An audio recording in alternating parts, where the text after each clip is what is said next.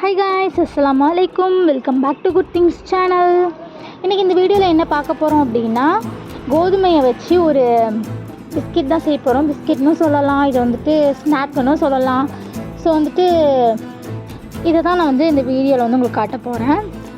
Actually வந்து இதை வந்து நம்ம கோதுமையில் செய்ய போகிறோம். கோதுமை மாவை வந்துட்டு நம்ம ஏதாவது ஒரு கப்பில் வந்து நம்ம வீட்டில் இருக்க கப்பில் வந்து அளந்து எடுத்துக்கணும். அதே கப்பில் பாதி அரை கப் வந்துட்டு சீனி வந்து சேர்க்கணும். உங்களுக்கு வந்து சீனி வேணாம், நாட்டு சர்க்கரை தான் வேணும் அப்படின்னு நீங்கள் நினச்சிங்கன்னா அது கூட சேர்த்துக்கலாம் தாராளமாக. சேர்த்ததுக்கப்புறம் பார்த்திங்கன்னா, நம்ம எப்போவுமே ஸ்வீட் செய்யறதா இருந்தால் வந்து அதில் வந்து கொஞ்சமாக சால்ட் வந்து சேர்த்துக்கிட்டால் அதுக்கு இன்னும் வந்து டேஸ்ட் கொடுக்கும். ஸோ வந்து எல்லாத்தையும் இப்போ வந்து மிக்ஸ் பண்ணி விட வேண்டியது தான். சில பேர் என்ன பண்ணுவாங்கன்னா, சீனியை வந்து கிரைண்ட் பண்ணி வந்துட்டு போடுவாங்க. ஸோ வந்து அந்த டைப்லேயும் வந்து பண்ணலாம். நான் வந்து கிரைண்ட் எதுவும் பண்ணாமல் சும்மா நார்மலாக போட்டிருக்கேன். அதுக்கப்புறம் பார்த்திங்கன்னா, நெய் கொஞ்சம் வந்து ஊற்றிக்கணும். நெய் கொஞ்சம் நிறையாவே ஊற்றிக்கலாம். ஸோ நெய்யை நிறைய ஊற்றிக்கிட்டதுக்கப்புறம் அதையும் நல்லா வந்து கையை வச்சு மிக்ஸ் பண்ணி விடணும். அந்த மாவில் வந்து அந்த நெய் வந்து நல்லா இறங்கணும்.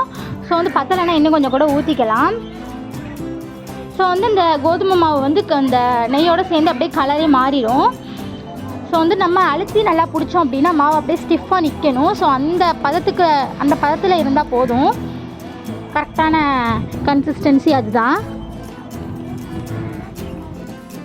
இப்போ வந்துட்டு இந்த கன்சிஸ்டன்சிக்கு வந்ததுக்கப்புறம் என்ன பண்ணணும் அப்படின்னா, சப்பாத்திக்கு வந்து எப்படி மாவு பிசைவோமோ அதே மாதிரி வந்து இப்போ நம்ம தண்ணி ஊற்றி மாவு பிசைஞ்சு வச்சுக்கணும்.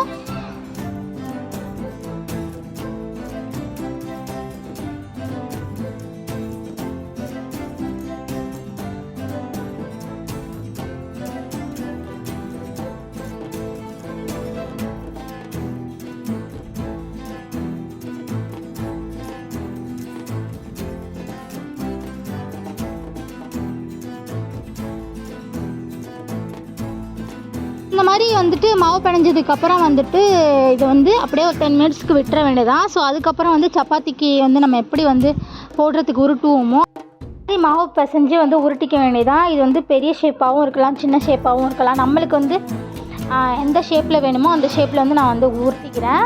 ஸோ வந்து என்னோடய பேபிக்காக கொஞ்சம் குட்டி குட்டியாக உருட்டிட்டு, ஸோ வந்து ரொம்ப குட்டி குட்டியாக போட்டால் டைம் எடுக்கும். ஸோ அதனால் கொஞ்சம் பெருசாகவும் நான் கொஞ்சம் போட்டுக்கிறேன்.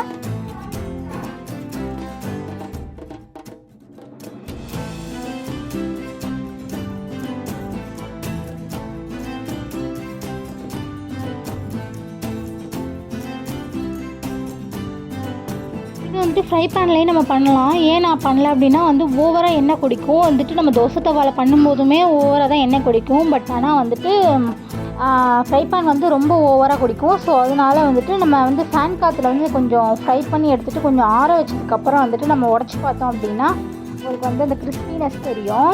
பட் இதுலேயுமே பாருங்கள் எவ்வளோ எண்ணெய் கொஞ்சம் இருக்குது அப்படின்னு சொல்லிட்டு. ஸோ வந்து கொஞ்சம் நேரம் ஆனதுக்கப்புறம் வந்து அந்த எண்ணெயெல்லாம் ஒன்றும் பெருசாக தெரியாது.